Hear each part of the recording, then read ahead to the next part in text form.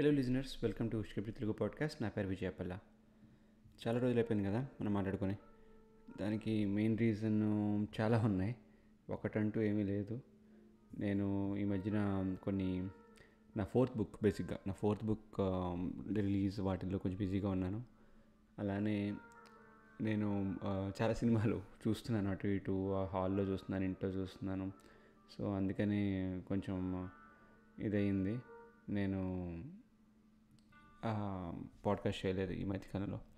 అలానే నేను నా ఫ్రెండ్స్ని కూడా కొంతమందిని ఇన్వైట్ చేద్దాం అనుకుంటున్నాను. అంటే వాళ్ళు 15-20 ఇయర్స్గా ఐటీలో ఉంటూ ఎన్నో కష్టాలని ఫేస్ చేస్తూ ఇప్పటికీ ఇంకా ఐటీలో ఉండి వాళ్ళు ఏవైనా వాళ్ళ లైఫ్లో జరిగిన లెసన్స్ కానీ వాళ్ళు చూసిన ప్రాబ్లమ్స్ అన్నీ వాళ్ళు ఎలా ఫేస్ చేశారనే దాన్ని బట్టి నేను కొన్ని క్వశ్చన్స్ అడిగి ప్రిపేర్ చేసుకుని వాళ్ళతో కొన్ని ఇంటర్వ్యూ చేద్దామని ఆల్రెడీ ఒకటి చేశాను. But it didn't come out well. అందుకని నేను అది కూడా పబ్లిష్ చేయలేదు. సో ప్రయత్నాలు అయితే జరుగుతున్నాయి మీకు ఏదో కంటెంట్ ఇద్దామని. బట్ టైం కుదరట్లేదు. అండ్ ఇవాళ మేజర్గా నేను మాట్లాడడానికి వచ్చిన టాపిక్స్ మూవీస్ అగైన్. రీసెంట్గా అంటే గత 1-2 monthsగా నేను హాల్లో చూసిన సినిమాలు అండ్ వాటి గురించి ఎక్కువ మాట్లాడదామని అనుకుంటున్నాను. మొదటగా మాట్లాడాల్సి వస్తే నేను కింగ్డమ్ గురించి మాట్లాడతాను. అది లాస్ట్ 1 month బ్యాక్ ఎప్పుడో రిలీజ్ అయింది కదా, చూశాను. నేను హాల్లోనే చూస్తే నాకు అంతగా నచ్చలేదు, టు బి ఆనెస్ట్. అంటే చాలా ఎక్స్పెక్ట్ చేశాను నేను, ఎందుకంటే ప్రొడ్యూసర్ కూడా ఎక్కువగా మాట్లాడేశాడు మీటింగ్లో, ప్రెస్ మీట్లో వాటిల్లో ఇది అద్భుతంగా ఉంటుంది, గౌతమ్స్ కేజీఎఫ్ అది ఇది అంటూ. సో ఎక్స్పెక్టేషన్స్ ఓవర్గా ఉన్నాయి ట్రైలర్ అండ్ సాంగ్స్ అని చూసేసరికి. సో అందుకని నేను మంచి లవ్ స్టోరీ ఉంటుంది అండ్ మంచి స్పై మూవీ అంటున్నాడు, కింగ్డమ్ అంటున్నాడు, ఇన్కార్సినేషన్ ఏదో ఉంది అంటున్నాడు. సో చాలా ఎక్స్పెక్ట్ చేసి వెళ్తే అసలు నథింగ్. అసలు ఏంట్రా ఈ సినిమా అనిపించింది సెకండ్ హాఫ్ అంతా అయ్యేసరికి. ఫస్ట్లో కొంచెం ఏదో బిల్డప్ చేసాడు, సెకండ్ హాఫ్ అంతా కనెక్ట్ చేస్తాడని చూస్తుంటే అసలు దేనికి కనెక్షన్ అనేది నాకు సరిగ్గా కనిపించలేదు. ఒక ఇద్దరు ముగ్గురు స్పైలు ఆల్రెడీ ఆ ఐలాండ్లో ఉండగా మళ్ళీ వీడిని హైర్ చేసుకుని పంపించడం ఎందుకు, అవన్నీ I don't like it at all. And మనకి ట్రైలర్లో చూస్తే ఈ పోలీస్ షీల్డ్ పట్టుకొని చేసే ఒక స్టంట్ ఉంటుంది, అది 2-3 సార్లు టీజర్లో కూడా పెట్టాడు, ట్రైలర్లో కూడా పెట్టాడు. అనుకున్నా అది పెద్ద తోపు సీన్ అయ్యి ఉంటుందేమో అనుకుంటే అది ఆ శ్రీలంక బ్రిడ్జ్ మీద ఉన్న సీను ఇంత చీపుగా తీసాడు అసలు. అది అక్కడ షార్ట్ నాకు ఓవరాల్గా అయితే నచ్చలేదు. అసలు చెప్పలేని టైం వేస్ట్. వాళ్ళు తీసినందుకు వాళ్ళకి టైం వేస్ట్, చూసినందుకు నాకు టైం వేస్ట్ అయినట్టు అయింది ఓవరాల్గా. బట్ సమ్హౌ నాకు ఫ్రీ టికెట్స్ వచ్చాయని చెప్పి నేను వెళ్ళాను ఇక్కడ. దాని తర్వాత నేను ఇంకా లవ్ స్టోరీ ఆ సాంగ్, అసలు ఆ హృదయం లోపల అనే సాంగ్ అసలు చాలా ఎక్స్పెక్ట్ చేశాను అది ఉంటుందని, అది లేదు. ఇది చాలా రూకీ మిస్టేక్స్ చేస్తున్నారు. గేమ్ చేంజర్కి చేశారన్న హైరానా సాంగ్ కూడా తీసేశారు, ఇప్పుడేమో ఇందులో తీసేశారు, మళ్ళీ 1 week తర్వాత యాడ్ చేద్దాం అనుకుంటున్నారు. ఇది సిల్లీ మిస్టేక్ అని నా ఫీలింగ్. ఇప్పుడు ఈ ఏజ్లో మనకి యూట్యూబ్లో అన్నీ వచ్చిన తర్వాత కూడా సాంగ్ యాడ్ చేస్తే వస్తారు జనం అని అనుకోవడం చాలా ఫూలిష్నెస్ అని నా ఫీలింగ్. ఇంత డబ్బులు ఖర్చు పెడుతున్న వాళ్ళు అంత సిల్లీ మిస్టేక్ ఎలా చేయగలుగుతారని నాకు అప్పుడప్పుడు అనిపిస్తుంది.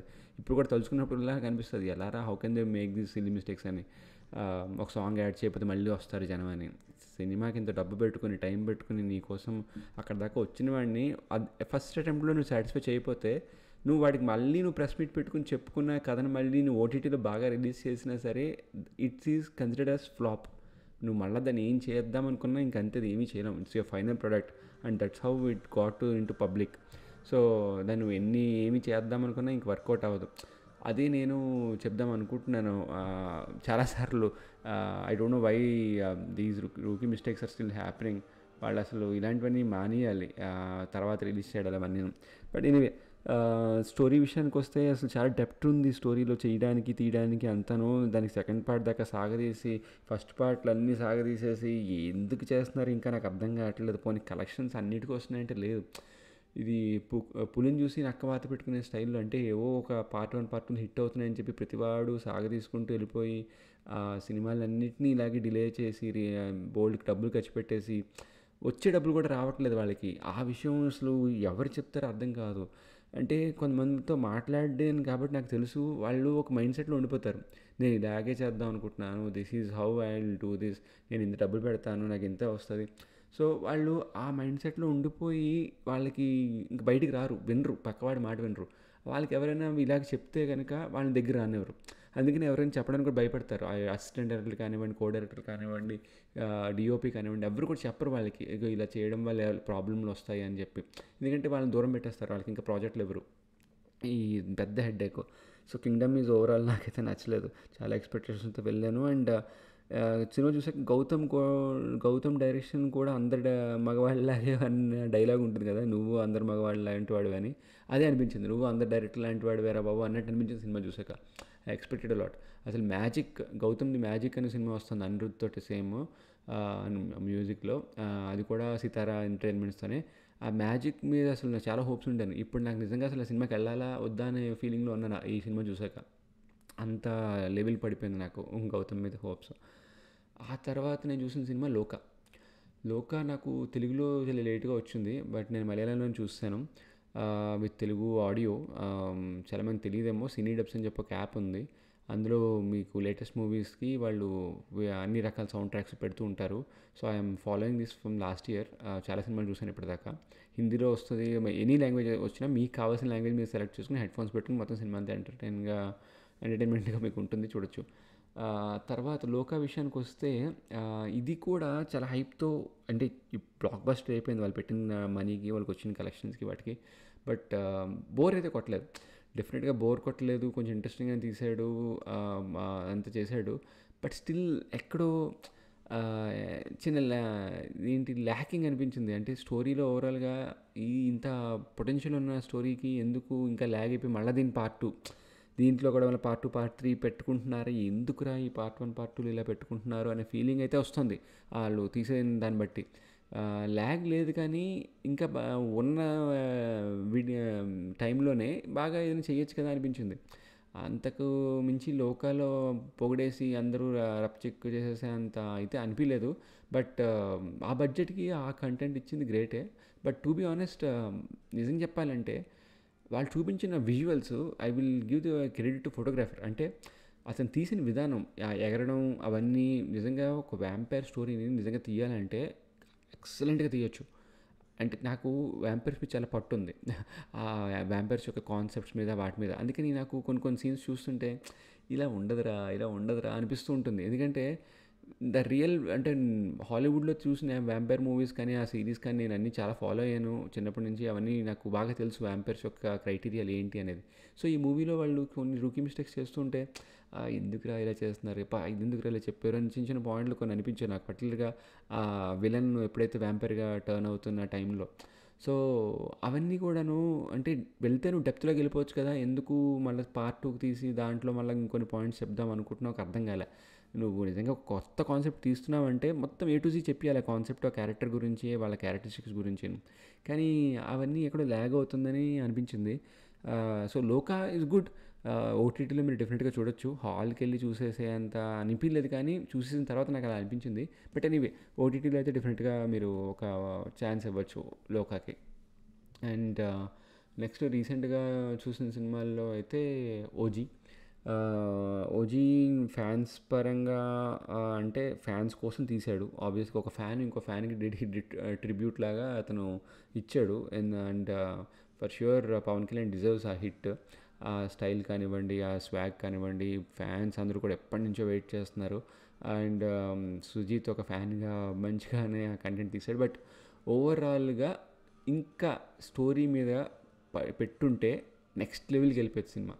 అతని టేకింగ్ కానివ్వండి, అతని ఫోటోగ్రఫీ కానివ్వండి, షార్ట్ మేకింగ్ కానివ్వండి, ఎక్సలెంట్.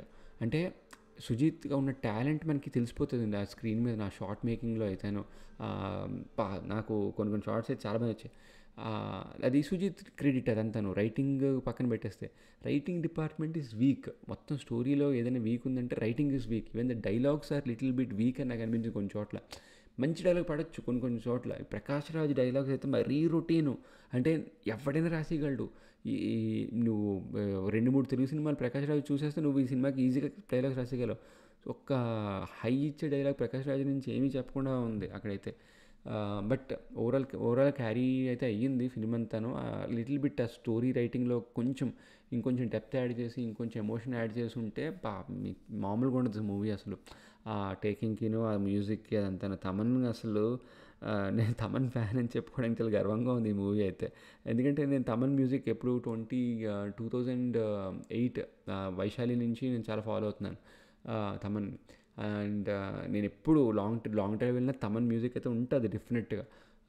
సో, అలాంటిది నేను మధ్యలో కొంచెం డిసప్పాయింట్ అయ్యాను. అబ్బాయి మ్యూజిక్‌లు 1, 2 పాటలు కొట్టేసి మిగిలిన 3 పాటలు పెట్టేస్తున్నాడు, కన్నం పెట్టేస్తున్నాడని నాకు అనిపించేది. కానీ ఓజీలో మాత్రం బ్యాక్‌గ్రౌండ్ మ్యూజిక్ ఇరగ్గొట్టేసాడు. సూపర్ అసలు. తో కొన్ని కొన్ని రిపీటెడ్ బ్యాక్‌గ్రౌండ్ మ్యూజిక్ వచ్చినా ఎక్కడ హై ఇవ్వాలో అక్కడ హై ఇచ్చాడు. అది వెరీ అంటే మొత్తం సినిమా అంతా అలా మెయింటైన్ చేయడం చాలా కష్టం. అలాంటి తమన్‌కి అది ఈ మధ్యన తేలిపోతుంది. ఇనీషియల్‌గా 1, 2 ఇచ్చేసి తర్వాత మొత్తం పక్కన పెట్టేస్తున్నాడు. కానీ ఈ మూవీ కమ్‌బ్యాక్ ఫిల్మ్ అని చెప్పొచ్చు తమన్‌కైతేను. అండ్ నేను ఇంకోటి సినిమా చూసింది ఏంటంటే 'సుందరకాండ' నారా రోహిత్‌ది. ఇది ఓకే. ఇంకా అసలు concept is good. But the dialogues and అవన్నీ కూడా ఇంకా బాగా తీయొచ్చు అనిపించింది. మీరు ఓటీటీలో డెఫినెట్గా అది చూడొచ్చు. రీసెంట్గా డిస్నీలో వచ్చింది, డిస్నీ హాట్‌స్టార్‌లో. సో జియో హాట్‌స్టార్‌లో ఉంది. మీరు అది చూడొచ్చు 'సుందరకాండ' ఫ్రమ్ నారా రోహిత్. సో ఇవి నేను రీసెంట్గా చూసిన సినిమాలు. మాకు ఓజీకి పెద్ద ఇష్యూ అయింది కెనడాలో. ఓజీ థియేటర్స్ని తీసేశారు సడన్గా. ఎందుకు అంటే డిస్ట్రిబ్యూటర్కిను ఇక్కడ కెనడా డిస్ట్రిబ్యూటర్కి ఇద్దరు గొడవలు అయ్యాయి. నార్త్ అమెరికా డిస్ట్రిబ్యూటర్కి, కెనడా డిస్ట్రిబ్యూటర్కి. బట్ అది ఎప్పటి నుంచో నేను ఒకసారి ఎపిసోడ్ కూడా చేశాను, మాఫియా అని చెప్పి. So that whole thing is related to this. Mafia వాళ్ళు మళ్ళీ పెంట పెట్టి మాకు సినిమా రాకుండా చేశారు. Anyway that's fine. ఆ తర్వాత నేను హాల్లో చూసిన ఇంకో సినిమా 'మిరాయ్'. 'మిరాయ్' నాకు నచ్చిందా నచ్చలేదా అని అర్థం కావట్లేదు నాకు. అది ఎవరైనా ఎలా ఉంది సినిమా అంటే నేను చెప్పలేకపోతున్నాను. 'మిరాయ్‌కి' వచ్చేసరికి అంటే the film is good. But అది హాల్లోకి వెళ్ళి నువ్వు చూసేసేయాలా అంటే లేదు, నాకు అలా అనిపించలేదు. మళ్ళీ నేను హాల్లో చూసిన తర్వాత దానికి రీజన్ మేబీ షార్ట్ పరంగా చూసుకుంటుంటే ప్రతిదీ బాగుంది. బట్ ఓవరాల్గా స్టోరీ కనెక్ట్ చేసుకుంటే నాకు పెద్ద నచ్చలేదు అనిపించింది. అంటే లూప్ హోల్స్ ఉన్నాయేమో అనిపించింది. ఇప్పుడు 9 బుక్స్ కోసము వాడు కావాలనుకున్నాడు. 9 బుక్స్ వస్తే వాడికి మొర్టాలిటీ వస్తుందన్నాడు. వాడు ఇమ్మోర్టల్ అయిపోతాడు, వాడికి ఇంకా చావు అనేది ఉండదన్నాడు. కానీ అప్పుడు సడన్గా రాముడు వచ్చేసి బాణం వేసేసి ఆ బాణం వీడి చేతిలో వచ్చేసి వాడు ఏమైపోయాడో చెప్పకుండా ఎండ్ అయిపోవడం, తర్వాత పార్ట్ 2 రావడము అని అనడము. ఈ పార్ట్ 2లు ఇప్పుడు మీరు చెప్పిన అన్ని సినిమాల్లోకి పార్ట్ 2 అని పెట్టుకోవడం వల్ల పార్ట్ 1 కన్నం పెట్టేస్తున్నారు. నాకు అది నచ్చట్లేదు. నిజంగా నువ్వు పార్ట్ 1 నీ 100% ఇచ్చిన తర్వాత పార్ట్ 2కి ఒక హుక్ లాగా నువ్వు వదిలితే that's worked out for Baahubali. అందుకనే ఇప్పుడు రాజమౌళివి ఎంత తెలివైన వాడో మీకు RRR చూస్తే అర్థమవుతుంది. అందరికీ అప్పటికే పార్ట్ 2లు పెట్టుకుంటూ కూర్చుంటున్నారు. కానీ రాజమౌళి RRRకి ఎందుకు పార్ట్ 2 అని అనౌన్స్ చేయలేదు? అది ఎందుకు ఇప్పుడు సీన్ ఏదో ఎక్స్టెండ్ చేసి పెట్టియచ్చు ఆఫ్టర్ క్రెడిట్స్లో. కానీ అలా చేయలేదు. ఎందుకంటే ఆ బుర్ర ఉంది. ఆ బుర్ర ఇంపార్టెంట్. ఎక్కడ కూడా ఈ ఫస్ట్ హాఫ్ సెకండ్ హాఫ్లో సాగతీసేద్దాం మనము, ఫిల్లర్స్ పెట్టేసేసి ఇంకా చిన్న హుక్ లాగా వదిలేద్దాము, పార్ట్ 2లో పెట్టుకుందాం, పిల్లల్ని యాంటిసిపేట్ చేయమందాం ఇలాగా అంటే స్టూపిడిటీ అది. సో మిరాయికి కూడా అదే అయ్యింది. ఫిల్లర్ సీన్స్ కొన్ని పెట్టుకున్నాడు, కొన్ని సీన్స్ బాగా రాసుకుని బాగా తీసుకున్నాడు. అంటే photography obviously he's DOP director. So ఎలా చూపించాలనుకునేది ముందే అనుకున్నాడు కాబట్టి అది అలా స్టార్ట్ చేశాడు సినిమా అంతా కూడాను. కానీ నాకు నచ్చింది ఏంటంటే obviously hero is born with so many powers అనుకుందాం. పవర్స్ అంటే he was born for this whole thing. కానీ హీరోకి అన్నీ కూడాను వాడికి ఒక ఇటుపక్క తిరిగితే కనిపించడం, అటుపక్క వెళ్తే నడిచి వెళ్తే ఏదో తెలిసిపోవడం, అది నాకు నచ్చలే. మరీ ఆబ్వియస్గా హీరో కదా అని చెప్పేసి అవన్నీ చేతికి అందేటట్టు పెడితే అరటిపండు వచ్చేసి పెట్టేశారు మొత్తం స్టోరీ అంతాను. బర్డ్ దగ్గర ఉన్న సీన్ కూడాను ఏదో పెద్ద కష్టపడి సంపాదించినట్టు అనిపించలేదు. ఏదో ఓకే ఎక్కడికి వెళ్ళాడు, అక్కడ దొరికింది అన్నట్టు ఉంది. సెకండ్ హాఫ్కి వచ్చేసరికి మరీను అంటే ఇతను అనుకుంటే హీరో కనుక అనుకుంటే అయిపోతుంది. ఇంకా అలాంటప్పుడు స్టోరీ ఎందుకని అనిపించింది. బట్ అండ్ విలన్ ఏమో ఇంత కష్టపడి లాస్ట్కి అని నాకు 9 దొరికేస్తే నేనేమో ఇమ్మోర్టల్ అయిపోతాను అంటాడు. అక్కడికి వచ్చాక చచ్చిపోతాడు. అది అర్థం కాలే. సో మనకి పాటలుగా ముందుకి వెనక్కి చెప్పడం విషయంలో కొంచెం ఇది బ్యాడ్ అవుతున్నారు ఈ మధ్యన.